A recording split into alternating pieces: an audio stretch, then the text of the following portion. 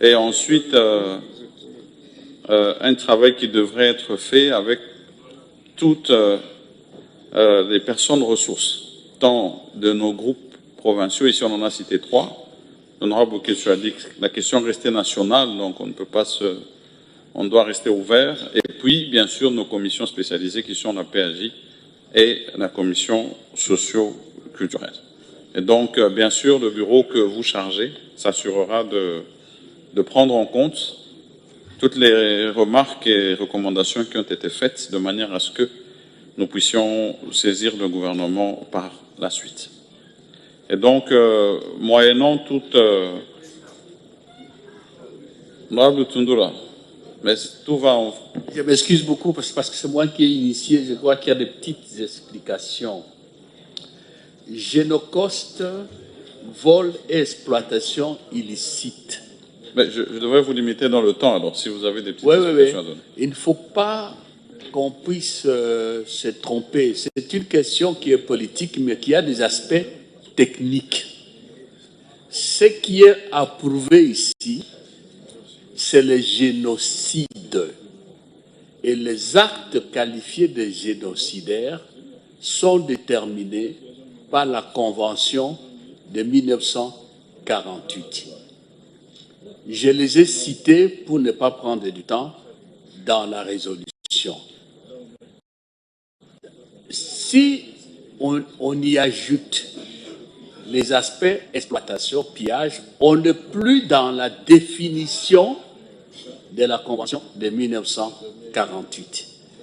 Premier élément technique. Deuxième élément aussi technique à mon avis. Bien sûr, ça concerne l'ensemble du pays. Mais si vous voyez même dans la ligne de défense du gouvernement, on prend comme élément de preuve les éléments qui sont documentés. C'est pour cela que vous voyez au préambule, référence est faite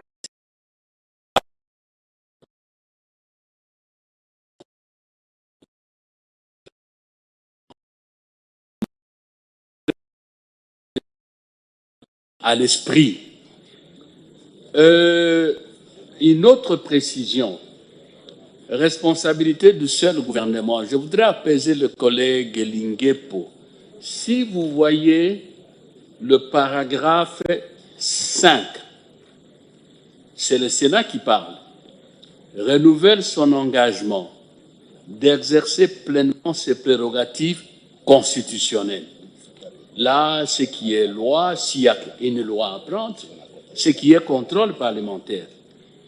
Et d'identifier son plaidoyer auprès des institutions parlementaires bilatérales et multilatérales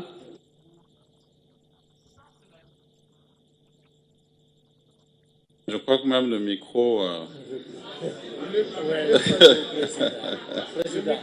Honorable Tundura, j'estime que ces éléments techniques peuvent être apportés dans le travail qui va être fait avec les personnes ressources que nous aurons désignées. Monsieur le Président, je vais terminer. Et ça sera destiné là, je vous assure. Mais pourquoi vous dites, on veut vous donner l'information pour un bon travail?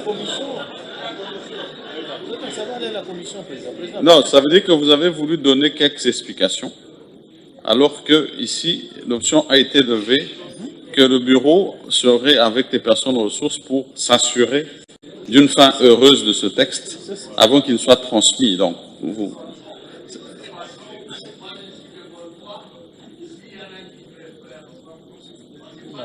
mais vous serez invité de toutes les manières dans...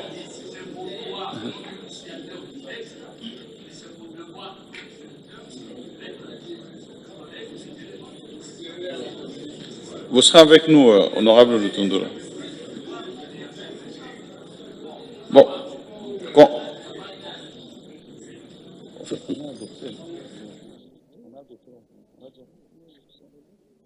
Alors, je vais m'adresser à la plénière sur les différentes propositions et recommandations qui ont été faites.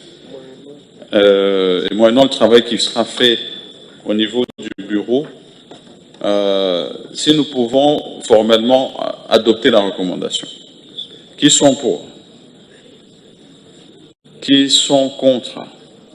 Qui s'abstiennent? La recommandation du Sénat relative à la reconnaissance du génocide est adoptée. Et donc, nous allons ensuite procéder tel que souhaité par la plénière. C'est-à-dire que le bureau va inviter les différentes structures et personnes ressources pour finaliser le document à transmettre au gouvernement, et ce, dans les meilleurs délais.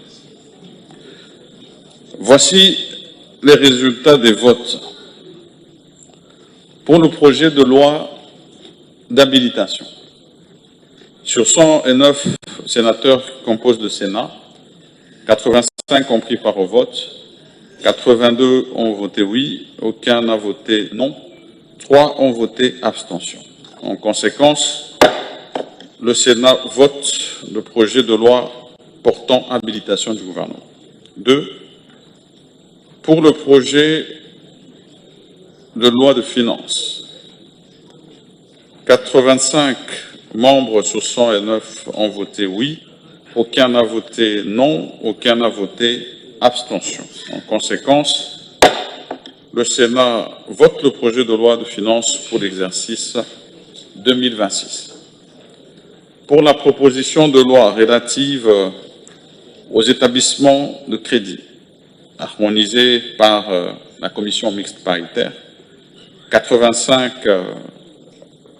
sur 109 sénateurs ont voté oui, aucun n'a voté non, aucun n'a voté abstention. En conséquence, le Sénat vote la proposition de loi modifiant et complétant la loi numéro 22-029 du 27 décembre 2022 relative à l'activité et au contrôle des établissements de crédit. 4. Pour le projet de loi portant régime général des biens harmonisés par la commission mixte paritaire, 85 sur 109 sénateurs qui composent le Sénat ont voté oui, aucun n'a voté non, aucun n'a voté abstention. En conséquence, le Sénat vote le projet de loi modifiant et complétant la loi numéro 73-021 du 20 juillet 1973 portant régime général des biens, régime foncier et immobilier et régime de sûreté tel que modifié et complété par la loi numéro 80-008 du 18 juillet 1980. Je signale que ces 4 textes de loi seront transmis pour promulgation à son Excellence, Monsieur le Président de la République, conformément à l'article 136 de la Constitution.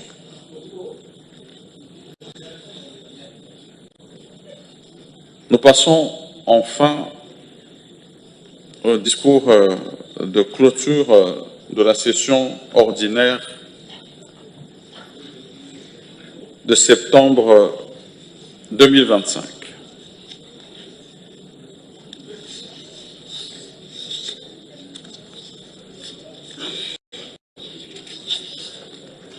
Nasima kobongisa bisika moko pe mosusu bandimi maso pe sasa yepi tokoyoka lisukulu ya kosukisa bongo moleka ya sanza ya libwa epai ya yeme Jean-Michel Sama Lukonde Kenge Mukambi ya bongisi mbeko ekolo ya biso. Honorable sénatrice, honorable sénateur et chers collègues, en application des articles 115, alinéa 1er de la Constitution et 83, alinéa 1er du règlement intérieur du Sénat, la clôture officielle de la session ordinaire de septembre, principalement consacrée à l'examen du budget, intervient ce jour 15 décembre 2025.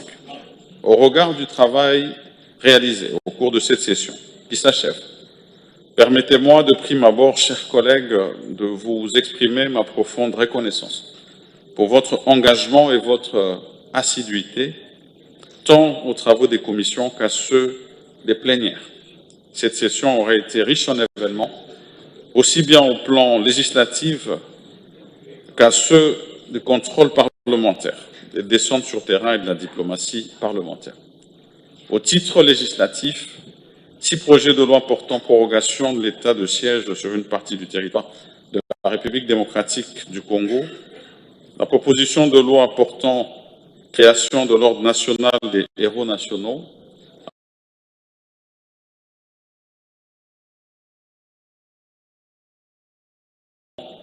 création de l'ordre national des héros nationaux, la proposition de loi portant création de l'ordre national du léopard, la proposition de loi modifiant la loi du 27 décembre 2022 relative à l'activité et au contrôle des établissements de crédit, le projet de loi modifiant et complétant la loi du 20 juillet 1973 portant régime général des biens, régime foncier et immobilier et régime de sûreté, tel que modifié par la loi du 18 juillet 1980. Le projet de loi portant reddition des comptes de la loi de finances du 10 décembre 2023, tel que modifié et complété par la loi de finances rectificative du 24 décembre 2024 pour l'exercice 2024. Le projet de loi de finances pour l'exercice 2026. Le projet de loi d'habilitation du gouvernement. Au titre du contrôle parlementaire, la question orale avec débat de notre collègue sénatrice Isabelle Kabamba, adressée au ministre d'État, ministre du Plan et coordination de l'aide au développement relative au programme de développement local des 145 territoires, PDL 145T.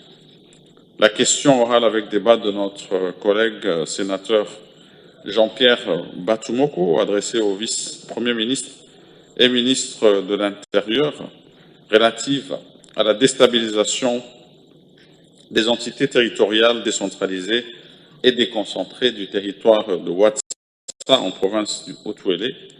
La question orale avec débat de notre collègue sénateur Jean Bamanissa, adressée au vice-premier ministre et ministre de l'Intérieur, relative à la production de la carte d'identité nationale et des cartes biométriques des policiers. La question orale avec débat de notre collègue sénateur Mouissa, adressée au ministre des Ressources hydrauliques et électricité, relative à la politique de desserte en électricité et à l'état des lieux des projets hydroélectriques d'Inga. Enfin, la question d'actualité de notre collègue Janvier Mouissa, adressée au vice-premier ministre, ministre de l'économie nationale, relative à l'appréciation du franc congolais par rapport au dollar américain.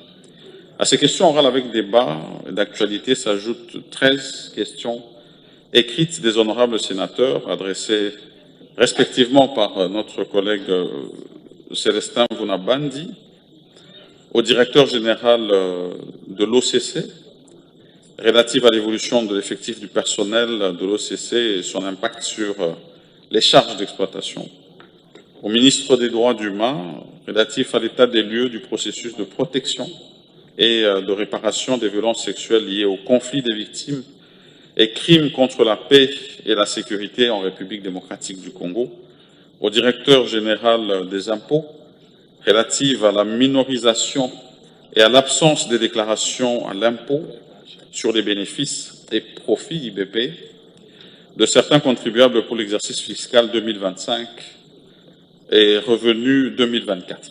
Le directeur général de la Direction générale des douanes et assises des GDA, relative à l'état de lieu du protocole de collaboration entre la DGDA et l'OCC.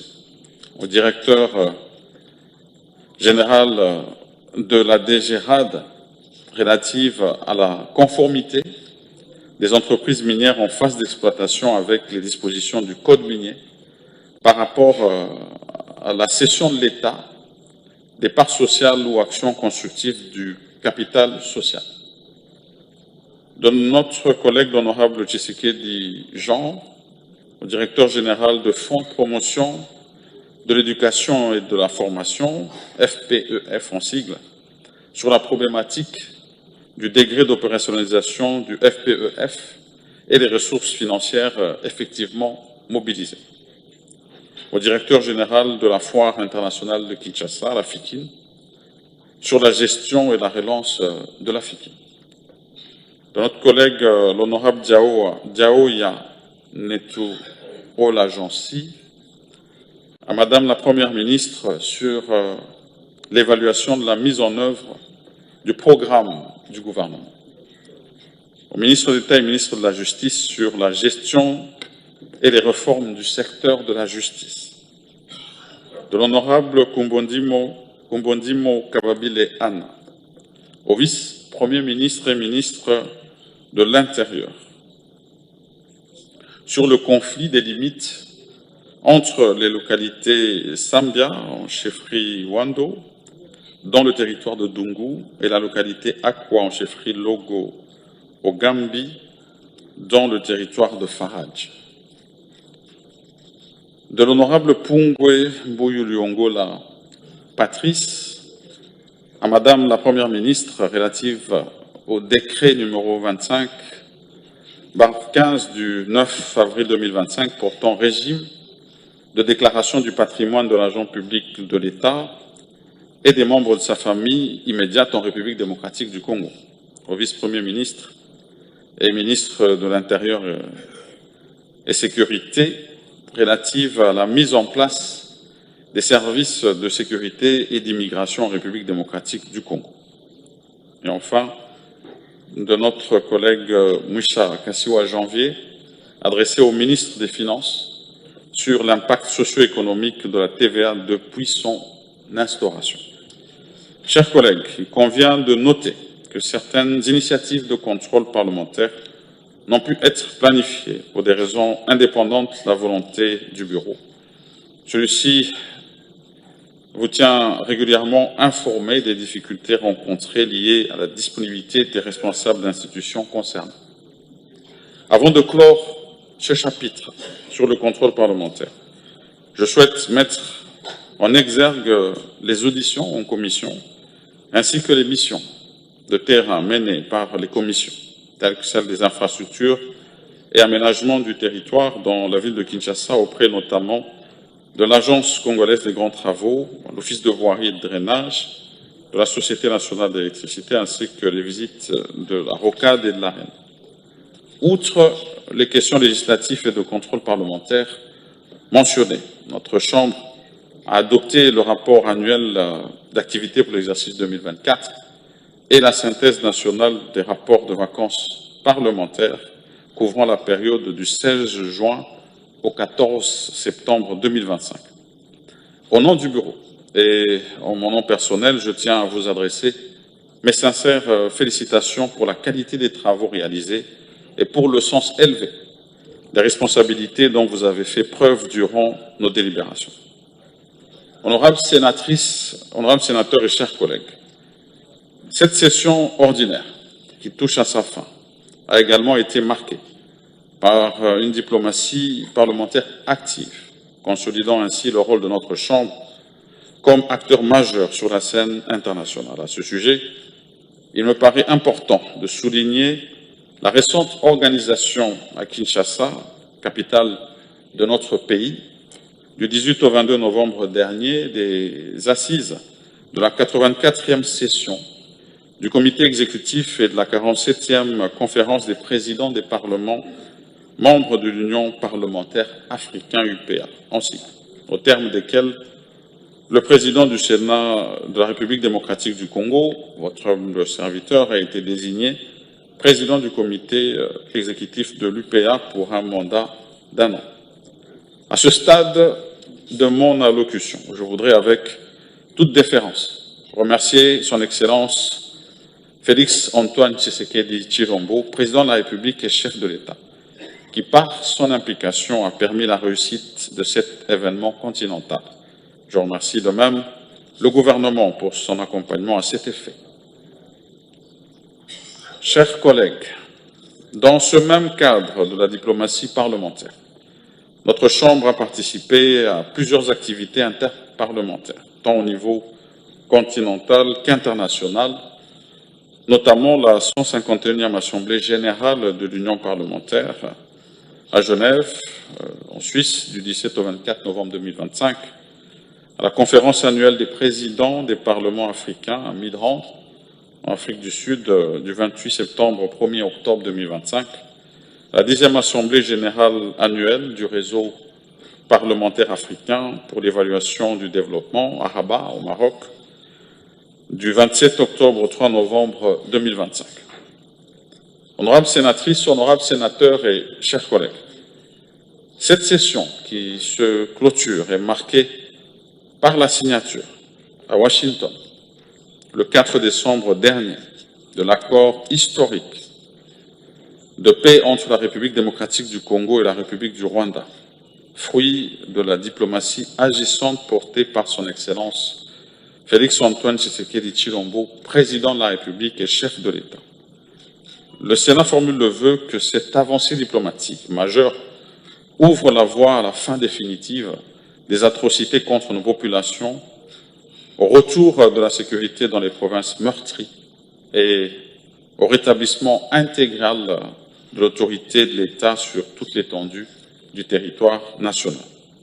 Cependant, comme l'a rappelé son Excellence, Monsieur le Président de la République et chef de l'État, à l'occasion de son discours sur l'état de la nation le 8 décembre 2025, des violations avérées de cet accord par le Rwanda ont déjà été constatées sur le terrain, notamment dans les zones de Kamanyola, Luvungi, Kakamba, Luberuzi, Sange, Uvira et leurs environs.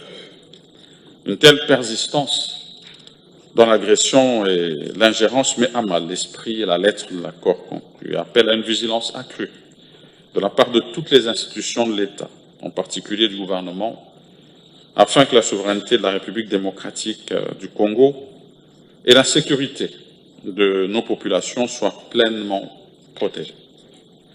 Il y a lieu de noter qu'outre cette situation qui continue à occasionner des morts et toutes sortes d'atrocités, des défis sécuritaires majeurs mettent à rude épreuve la stabilité de notre pays. En effet, à l'est du pays, des groupes armés, à côté de la FCM-23 et des ADF et d'autres milices persistent dans leur action criminelle, causant des morts, des déplacements massifs et un drame humanitaire affectant des millions de nos compatriotes.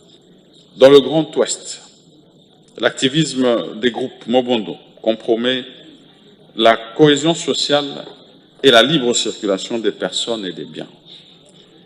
Dans les centres urbains, la persistance du banditisme, notamment à travers le phénomène Kuluna, et les multiples braquages continuent à perturber la quiétude publique. À cet égard, le Sénat encourage à nouveau le gouvernement à poursuivre ses efforts en vue du rétablissement complet de la paix et de la sécurité. Avant de poursuivre, je vous invite à honorer la mémoire de tous nos compatriotes dont la vie a été brutalement arrachée à la suite des atrocités évoquées ci-dessus et dont la vie a été brutalement arrachée, ainsi que celle de nombreux compatriotes qui ont perdu la vie à la suite des épidémies, des catastrophes naturelles, des naufrages et tant d'autres épreuves qui ont endeuillé notre pays. Et dans le même registre, je tiens à exprimer ma profonde reconnaissance au courage et au sacrifice des éléments des forces armées, des services de sécurité ainsi que des groupes d'autodéfense, des Wazalendo, tombés au front dans l'accomplissement de leur devoir de défense de la patrie. En mémoire de toutes ces victimes, je vous prie de bien vouloir vous lever pour observer une minute de silence.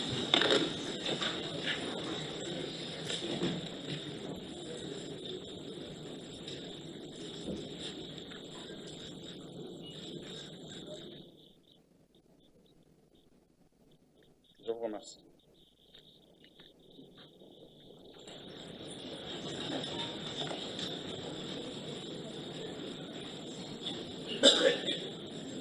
Honorables sénatrices, honorables sénateurs et chers collègues, alors que le monde entier observe la situation sécuritaire dans notre pays, il est de notre devoir de rappeler que cette situation que la République démocratique du Congo traverse depuis plus de 3 décennies n'est pas qu'une succession d'événements isolés. Il s'agit d'une tragédie humainement insoutenable marquée par la perte en vies humaines de millions de nos compatriotes, par les déplacements forcés de nos populations, par la dépossession de nos terres, de nos ressources, par le viol systématique utilisé comme arme de guerre et par la destruction programmée du tissu socio-économique congolais. C'est dans cette optique que notre Chambre salue le plaidoyer du président de la République, chef de l'État, à l'occasion de la 80e Assemblée générale de l'ONU en septembre dernier, où il a exhorté la communauté internationale à reconnaître le génocide lié aux crimes économiques sur le sol congolais, génocide en cycle. C'est à ce titre qu'elle vient tout à l'heure, je suis obligé d'ouvrir cette parenthèse, d'adopter la recommandation relative et bien sûr s'engage à accompagner toutes les initiatives politiques, diplomatiques et judiciaires visant à documenter la vérité, à faire reconnaître les responsabilités des auteurs, à obtenir justice pour des victimes et à garantir que plus jamais la République démocratique du Congo ne serve de théâtre à une entreprise d'anéantissement de son peuple. Honorer la mémoire de nos martyrs, c'est aussi refuser l'amnésie collective et refuser la répétition du mal. Honorables sénatrices, honorables sénateurs et chers collègues, la loi de finances de l'exercice 2026 que nous venons de voter présente un budget équilibré en recettes et en dépenses s'élevant à 59 020,5 milliards de francs congolais contre 50 691,8 milliards en 2025, soit une hausse de 16,4%. À ce titre, le Sénat encourage le gouvernement à fournir des efforts nécessaires pour stabiliser davantage le cadre macroéconomique, protéger le pouvoir d'achat et accélérer la mise en œuvre des politiques adaptées en faveur de l'emploi des jeunes et des femmes. Chers collègues, avec ce budget ambitieux, le Sénat encourage la poursuite des réformes entreprises, notamment dans le secteur de la justice, le renforcement du dispositif de répression des crimes graves, des crimes économiques et de toute infraction portant atteinte à la stabilité et à la dignité de notre pays. À cet égard, le Sénat salue le recrutement, la formation et l'affectation de nouveaux magistrats sur l'étendue du territoire national afin de rapprocher la justice des justiciables. Point n'est besoin de rappeler que notre pays dispose, honorables sénatrices, honorables sénateurs et chers collègues, d'un potentiel remarquable, ce qui le positionne comme un acteur clé dans la régulation du climat à l'échelle mondiale et qui justifie la mise en œuvre en sa faveur du principe pollueur-payeur pour une juste compensation. Cependant, si sur la scène internationale notre pays se bat pour la justice climatique et la préservation des grands équilibres environnementaux, il nous incombe également de regarder avec lucidité les défis qui se posent à nous à l'intérieur de nos frontières. C'est notamment la situation de l'insalubrité persistante dans nos villes, nos centres urbains, particulièrement la ville de Kinshasa. L'amoncellement des déchets, l'insuffisance des infrastructures de collecte et de traitement, ainsi que le risque sanitaire qui en découle, appellent à une mobilisation urgente et soutenue de l'État, au niveau national, provincial et local, avec le concours de toutes les forces vives de la société. Dans la même logique, la mobilité urbaine à Kinshasa et dans certaines grandes villes nécessite des solutions structurelles, car il est de notre responsabilité collective de garantir à chaque Congolaise et à chaque Congolais un cadre de vie sain, propice à une meilleure productivité. Honorables sénatrices, honorables sénateurs et chers collègues, au terme d'une session si laborieuse, les vacances parlementaires constituent pour nous une occasion de reconstitution de force en perspective de la prochaine session, étant donc à profit ce temps pour nous rapprocher de la population. À cette occasion, nous aurons l'opportunité de palper du doigt les réalités du quotidien de nos compatriotes et de relever les points saillants qui feront l'objet, en temps opportun, de nos rapports de vacances parlementaires. Chers collègues, je vous félicite une fois de plus pour le travail abattu. Ainsi, je salue le dévouement et la qualité de l'accompagnement du personnel de l'administration du Sénat et des cabinets des membres du bureau. Leur travail, souvent accompli dans l'ombre, contribue de manière substantielle à la qualité de nos travaux et au rayonnement de notre Chambre. Je tiens à leur exprimer toute notre reconnaissance.